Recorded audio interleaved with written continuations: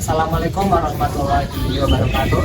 Selamat datang di kelompok kami, kelompok 8 PPKN dalam talk show PPKN dengan tema kewirausahaan dan ekonomi kerakyatan. Adapun anggota dari kelompok 8 adalah saya sendiri sebagai moderator, kemudian ada rekan-rekan saya, Nabil Johar Sauti, Dulu Jana Soleha, Rizky Nur Afida. mereka di sini sebagai narasumber. Nah, kita akan membahas mengenai kewirausahaan dan ekonomi kerakyatan. Sebelum kita jauh membahas kewirausahaan, apa sih yang dimaksud dengan ekonomi kerakyatan? Sistem ekonomi kerakyatan pertama kali dicetuskan oleh Bapak Proklamator kita, Dr. Andes Muhammad Hatta. Gagasan ini merupakan sebuah konsep politik dalam bidang perekonomian, di mana pusatnya adalah rakyat. Nah, menurut kalian nih, apa sih yang dimaksud dengan ekonomi kerakyatan? Mulai dari Rizky dulu.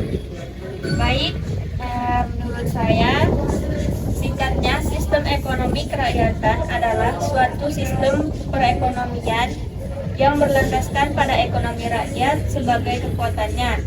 Ekonomi rakyat sendiri merupakan kegiatan ekonomi yang dikerjakan oleh rakyat dengan pengelolaan berbagai sumber ekonomi secara swadaya, tergantung pada apa saja yang dapat mereka usahakan dan kuasai.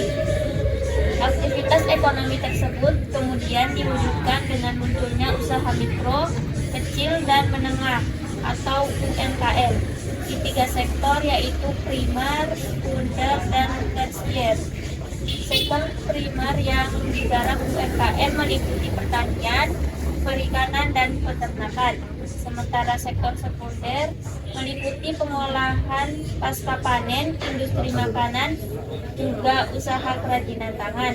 Terakhir, pada sektor tersier, UMKM dapat menggarap beragam kegiatan perdagangan dan jasa untuk memenuhi kebutuhan dasar. Baik. Nah, jadi ekonomi kerakyatan di sini ditekankan pada UMKM. Nah, menurut Mbak Lulu, gimana? Apa sih yang dimaksud dengan ekonomi kerakyatan itu? Baik, menurut saya tidak jauh berbeda dengan yang disampaikan oleh Rizky, bahwa ekonomi kerakyatan adalah sistem perekonomian yang dibangun dengan kekuatan dari ekonomi rakyat. Ekonomi kerakyatan merupakan suatu kegiatan ekonomi yang bisa memberikan suatu kesempatan bagi masyarakat lain untuk bisa berpartisipasi, sehingga perekonomian tersebut bisa terlaksana dan dapat dikembangkan dengan baik. Itu merupakan pengertian dari ekonomi kerakyatan. Kemudian menurut Mas Nabila sendiri bagaimana sih? Apa sih ekonomi kerakyatan ini? Pada intinya saya setuju dengan kedua rekan saya, dan mungkin saya menambahkan sedikit tentang ekonomi kerakyatan. Ialah adalah sistem ekonomi yang pelaksanaannya berdasarkan pada kepentingan serta kemakmuran rakyat. Baik, jadi pada intinya pendapat yang mereka sampaikan itu sama mengenai ekonomi kerakyatan. Nah, dalam ekonomi kerakyatan ini sendiri berkaitan juga dengan kewirausahaan. Apa sih kewirausahaan itu? Bagaimana cara kita membangun sumber daya alam, memanfaatkan sumber-sumber daya alam ini dengan kewirausahaan.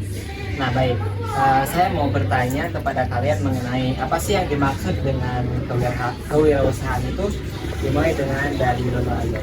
Nah, menurut saya, kewirausahaan adalah sebuah proses dalam menciptakan sesuatu yang baru, di mana proses dalam pengerjaannya dilakukan dengan kreatif dan penuh dengan inovasi.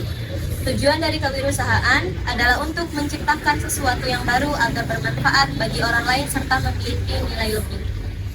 Jadi, kewirausahaan ini ditujukan untuk menciptakan hal baru. Nah, supaya apa? Supaya mendapatkan nilai lebih di dalam. Nah, kemudian selanjutnya bagaimana menurut Mas Nabila? Tidak jauh berbeda bahwa kewirausahaan adalah suatu kemampuan seseorang untuk menciptakan sesuatu yang baru dan berbeda dari yang lainnya, dan telah ada mulai pemikiran yang kreatif serta dibarengi dengan tindakan inovatif dengan tujuan yakni untuk menciptakan peluang usaha. Ya, emang tidak jauh berbeda ya bahwa kewirausahaan di sini untuk menciptakan sebuah peluang usaha ya dari inovasi dan juga kreativitas. Nah, kemudian menurut Mbak Rizky sendiri, apa sih kewirausahaan itu? Ya, baik, menurut saya sendiri singkatnya bahwa kewirausahaan adalah suatu usaha untuk menentukan, mengembangkan, kemudian menggabungkan inovasi, kesempatan, dan cara yang lebih baik agar memiliki nilai yang lebih dalam kehidupan. Nah, dari beberapa pendapat yang teman saya bicarakan bahwa kewirausahaan ini saya menekankannya kepada kreativitas dan inovasi. Nah, di mana seseorang dapat menciptakan hal-hal baru untuk menciptakan peluang usaha. Sedikit pun untuk mendapatkan nilai dari usaha tersebut. Nah, maka dari itu ada beberapa peran dalam kewirausahaan. Menurut kalian sendiri, apa saja sih peran dari kewirausahaan itu? Nah, menurut Mas Nadir. Jadi menurut saya peran kewirausahaan yaitu dapat membuka jenis usaha baru, mengembangkan jenis usaha baru, dapat menambah heterogenitas usaha di Indonesia.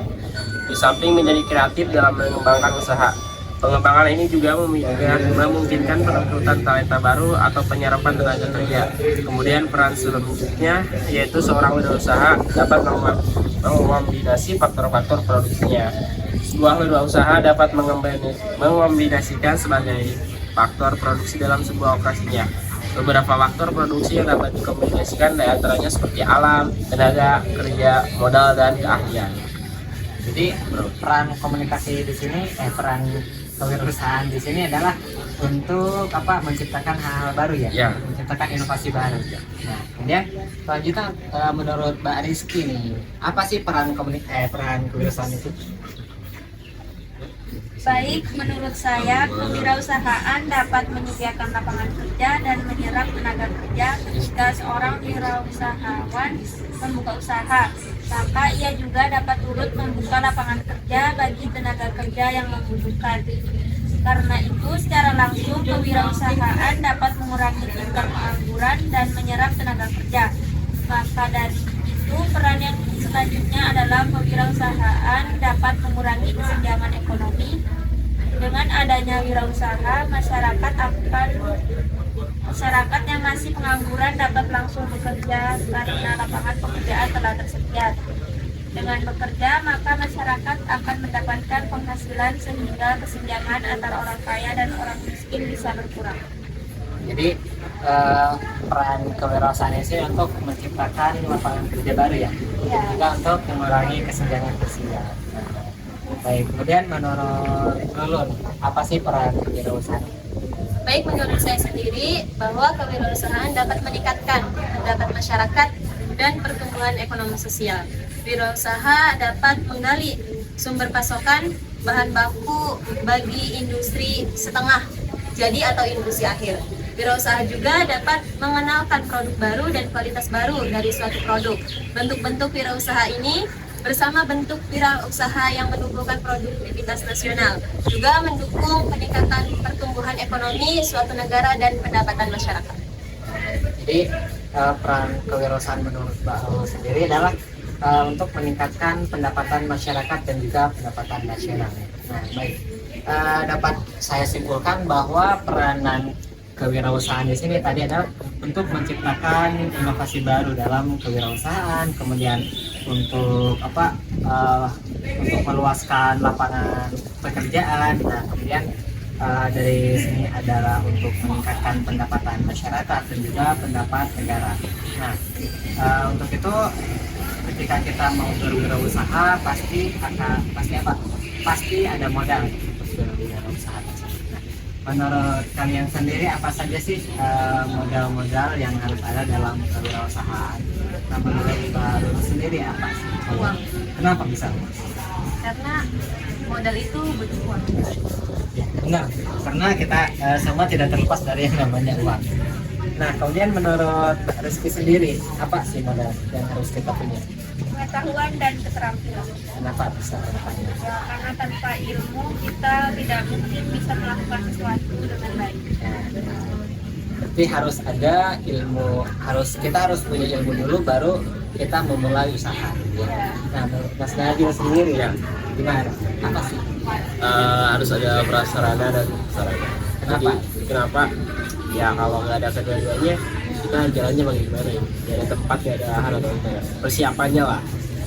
Ya, Jadi modal yang barusan itu saling berhubungan ya, ya saling. antara uang, pengetahuan dan juga sarana prasarana. Misalnya kalau nggak ada uang kita bagaimana membangun sarana prasarana. Kalau nggak ada kalau nggak ada ilmu kita bagaimana misalnya mengelola uang tersebut atau mengelola sarana tersebut. Nah, ya kalau tidak ada uang misalnya, kalau tidak ada sarana juga, bagaimana kita memanfaatkan ilmu tersebut, mengelola uang tersebut. Nah, jadi modal-modal tersebut tentunya sangat berkaitan satu sama lain. Nah, ini pertanyaan terakhir dari saya kepada kalian. Ya.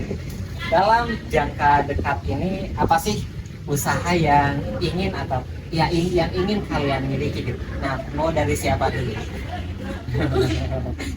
Mulai dari Oke, siapa dulu nih? Saya. Oke. Gimana? Apa sih dalam jangka waktu dekat ini? Mungkin saya akan mencoba mengembangkan usaha bisnis kuliner karena di masa era globalisasi ini tentu orang-orang membutuhkan asupan makanan sehari-hari untuk melakukan segala aktivitasnya, dan sebagai makhluk hidup manusia mengkonsumsi makanan untuk memenuhi kebutuhan energi dan berbagai zat dan kebutuhan. Jadi kuliner bisnis ya, Ya, bisa lah. Kemudian, nah, kalau Mbak dulu nanti dulu. Dulu biar ngapain? Oke, dulu lah. Menurut saya ingin membuka usaha kafe. Ya, karena dilihat dari zaman sekarang banyak anak muda yang nongkrong atau biasa nugas di kafe. Jadi bisa memanfaatkan anak-anak muda Iya. tersebut ya. Terus Mas Nabil, apa? Buat saya ke depan nanti saya ingin membuka bisnis properti seperti apa ya, banyak lah macam-macamnya. Intinya saya ingin membuat Kalau Mas Nabil nih ingin berwirausaha di bidang properti. Oke. Semoga usaha yang ingin kalian inginkan bisa terpenuhi. Nah, baik teman-teman, kita sudah sampai di penghujung acara talk show ini. Terima kasih kepada teman-teman yang sudah bersedia menjawab pertanyaan-pertanyaan dari saya. Nah, semoga apa yang kita sampaikan bisa bermanfaat bagi kita semua.